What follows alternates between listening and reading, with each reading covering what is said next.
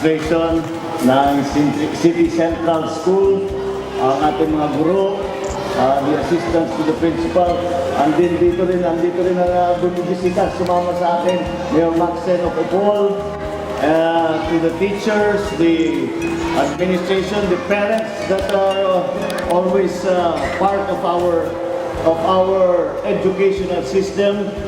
And good afternoon, boys and girls of City Central School. Good afternoon. Okay. Konting programa dahil nga pag-turnover noong aming naayos, natulungan kayo namin ayusin yung ilang school building dyan. At I think nagkaroon pa tayo ng konting savings kahit nalagyan pa ng konti na napagandahan ng konti sa inyong office.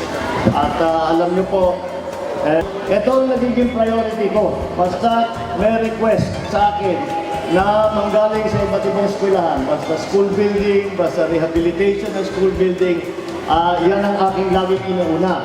Dahil para sa akin, ito ang pinaka-importante na ginagawa ng ating pamahalaan. Ito ang pinakamahalaga na serbisyo na ginagawa ng pamahalaan para sa ating kinabukasan, para sa ating bansa. Kaya nakikita po ito, these young boys and girls na nandito, ito po ay kailangan natin matutunan ng mabuti. We have to give them the proper facilities.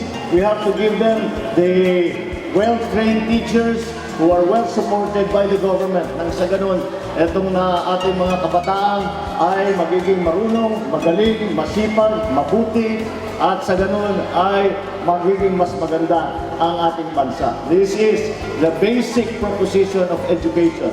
Without it, we cannot progress. And with it, we cannot help but progress. So, I am very happy to have the opportunity at hindi ako nakakalabas ng Maynila dahil nandun na ako, pero hanggat maaari ako'y lumalabas para makita kung ano ang sitwasyon dito sa iba't ibang lugar.